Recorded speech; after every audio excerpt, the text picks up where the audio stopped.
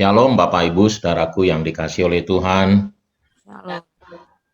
Selamat pagi. Ya, salam sehat. Pagi hari ini saya ingin membagikan kebenaran firman Tuhan mengenai sikap kita dalam berdoa ya. Apakah kita menganggap doa ini sebagai beban atau dengan semangat? Kenapa? Karena itu yang ingin saya mau bagikan ya. Karena menurut firman Tuhan, harusnya berdoa ini adalah hal yang kita nantikan. Ya, mengapa? Nah, ini yang saya mau bagikan ya. Nah, kita akan buka firman Tuhan. Ya, judulnya adalah berdoa dengan berani atau tidak dengan takut atau tidak dengan beban ya. Berdoa dengan berani atau sama itu dengan tidak dengan ketakutan atau beban. Nah, Ibrani 4 ayat 14 sampai 16. Karena kita sekarang mempunyai imam besar agung yang telah melintasi semua langit, yaitu Yesus Anak Allah. Baiklah kita teguh berpegang pada pengakuan iman kita. Sebab imam besar yang kita punya bukanlah imam besar yang tidak dapat turut merasakan kelemahan-kelemahan kita. Sebaliknya, sama dengan kita, ia telah dicobai, hanya tidak berbuat dosa. Ini nih ayat yang poinnya ya. Sebab itu, marilah kita dengan penuh keberanian menghampiri tahta kasih karunia, supaya kita menerima rahmat dan menemukan kasih karunia untuk mendapat pertolongan kita pada waktunya. Jadi saya ulangi ayat 16-nya. Sebab itu, marilah kita dengan penuh keberanian menghampiri tahta kasih karunia, supaya kita menerima rahmat dan menemukan kasih karunia untuk mendapat pertolongan kita pada waktunya. Ya, Bapak Ibu Saudaraku yang dikasihi oleh Tuhan, menarik sekali, walaupun mungkin ayat yang 16 ini sering kita dengar, tetapi kadang tidak terlalu dipahami oleh kita anak-anak Tuhan.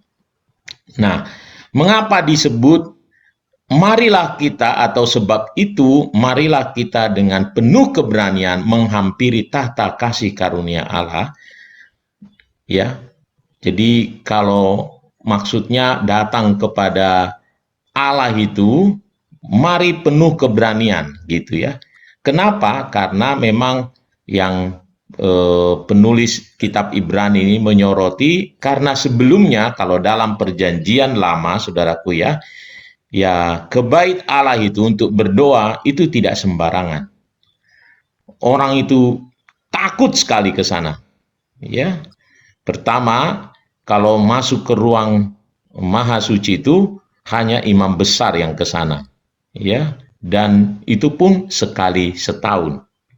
Kalau ke sana ya, pakaiannya ya harus khusus, dia harus menguduskan diri sedemikian rupa ya, itulah di perjanjian lama. Tetapi ya sejak di perjanjian baru ini, itu yang disoroti, karena kita memiliki imam besar katanya, yaitu Yesus. Ya. Lalu imam besarnya juga ya bukan hanya luar biasa, tapi juga sudah merasakan kelemahan-kelemahan kita, lalu kita menghampiri tahta kasih karunia, bukan penghakiman, gitu ya. Jadi dulu itu kenapa takut luar biasa? Karena ya sembarangan orang bisa mati, saudaraku ya, mati di tempat, ya. Ingat saudaraku ya, ada orang mempersembahkan hartanya, malah berbohong, mati di tempat, saudaraku ya. Tetapi sekarang enggak, karena ya sekarang bukan tahta penghakiman, ya, tetapi adalah tahta kasih karunia. Nah, oleh karenanya Alkitab itu, penulis kitab Ibrani menegaskan supaya kita dengan berani, katanya, berani, senang. Lalu dia katakan lagi supaya kita mendapatkan rahmat dan pertolongan pada waktunya. Wow, itu pasti luar biasa, saudaraku. Nah, saya ingin sampaikan, saudaraku, ya. Jadi apa-apa saja tadi, ya. Nah,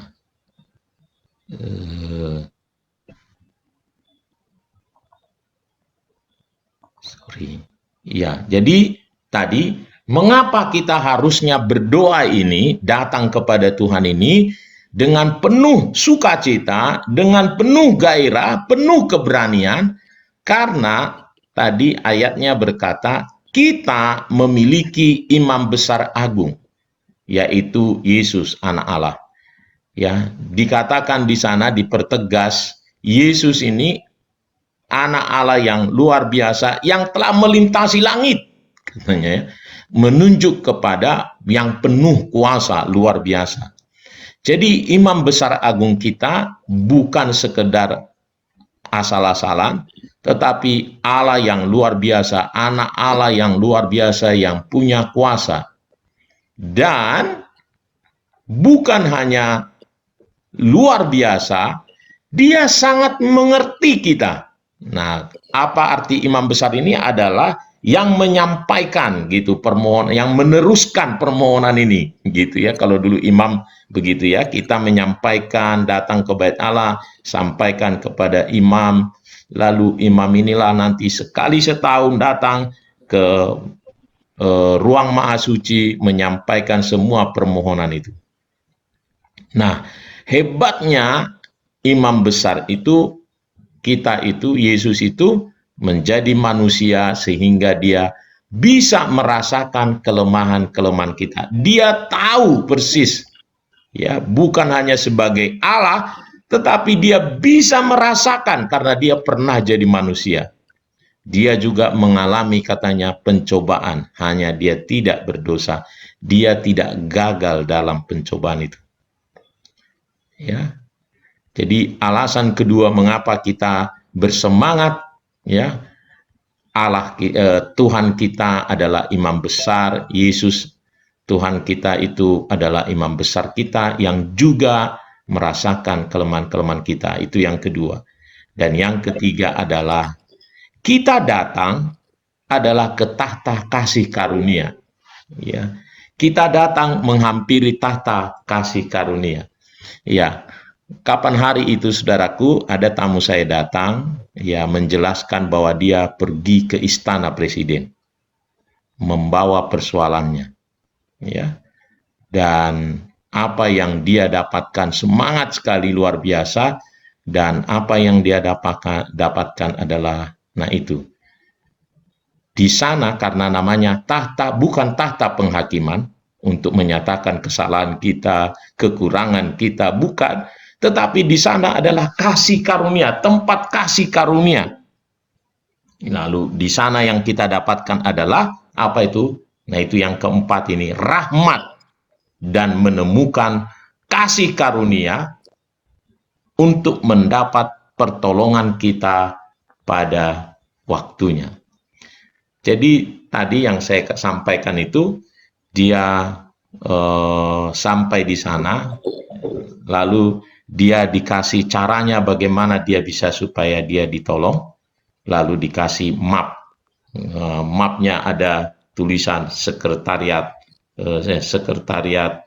apa tuh, ya, ya pokoknya lambang dari istana lah, ya. Jadi ada lambang Garudanya, dibawa, saudaraku, dan semua orang katanya, waduh, polisi, kejaksaan, wah, langsung segera diproses gitu, ya. Kenapa? Nah, itu tadi, dia mencapai, ya, istana presiden, lalu dia mendapatkan pertolongan pada waktunya. Waktu saya dengar itu, saya lihat firman Tuhan, oh iya, ya, betul, ya. Dan dia semangat sekali. Dan dia bisa tunjukkan kepada banyak orang, karena memang itu tidak gampang ya mendapatkan itu. Dia punya kesempatan ke sana. Saya ingat juga dulu waktu zaman Ahok itu misalnya ya, gubernur banyak datang ke dia yang punya yang punya masalah gitu, jadi beres tuh ya, sakit, tidak ada uang untuk bayar rumah sakit, di sana dibereskan.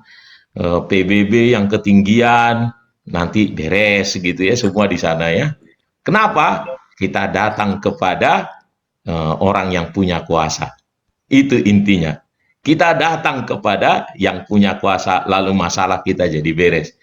Itulah yang dimaksud oleh ayat ini. Kita datang kepada tahta kasih karunia, dan di sana adalah imam besar kita adalah Yesus yang berkuasa, dan bukan hanya itu, dia care kepada kita karena dia mengerti kelemahan-kelemahan kita. Dia paham betul, saudaraku. Itu sebabnya penulis Ibrani berkata, oleh karena itu, mari kita dengan berani. Kata berani, saya percaya maksudnya karena dia memakai dulu, karena dia takut di perjanjian lama. Tetapi kalau sekarang, saya harus sampaikan, mungkin kita nggak pernah lagi, bukan konsep kita begitu. Kita tidak pernah punya pengalaman begitu. Yang ada adalah banyak orang jadi kayak beban. Ya, kalau datang berdoa, beban pikiran ya, kayak apa ini, sesuatu yang tidak enak, tetapi sesungguhnya tidak. Kebenaran firman Tuhan ya mendatangi kita, yang kita datangi itu adalah tata kasih karunia yang membuat kita bisa mendapatkan rahmat, mendapatkan kasih karunia, dan mendapatkan pertolongan pada waktunya, katanya. Ini luar biasa. Harusnya setiap kita berdoa pagi ini kita nantikan, berdoa Rabu kita nantikan, berdoa kapan saja saudaraku kita nantikan. Dan yang luar biasa lagi, hebatnya lagi, berdoa bukan hanya di waktu-waktu tertentu, tetapi di segala waktu. Harusnya setiap kita memahami ketika kita berdoa, kita sedang menghampiri tahta kasih karunia. Oleh karenanya, mari Bapak Ibu pakai waktu pagi hari ini untuk bersemangat, ya. Ya, bersemangat, jangan disambi-sambi ini berdoa. Kita terus berdoa dengan penuh konsentrasi, terus berharap kepada Tuhan karena kita ada di dalam tahta kasih karunia-Nya. Tuhan Yesus memberkati.